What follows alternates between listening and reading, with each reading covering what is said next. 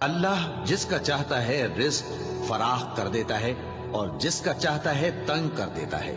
और काफिर लोग दुनिया की जिंदगी पर खुश हो रहे हैं और दुनिया की जिंदगी आखिरत के मुकाबले में बहुत थोड़ा सामान है। और काफिर कहते हैं कि इस पैगंबर पर इसके परवरदिगार की तरफ से कोई निशानी क्यों नाजिल नहीं हुई।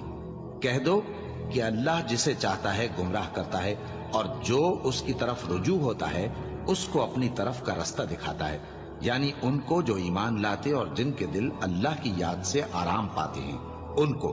और सुन रखो कि अल्लाह की याद से ही दिल आराम पाते हैं। जो लोग ईमान लाए और अमल नेक किए उनके लिए खुशहाली और उम्दा ठिकाना है।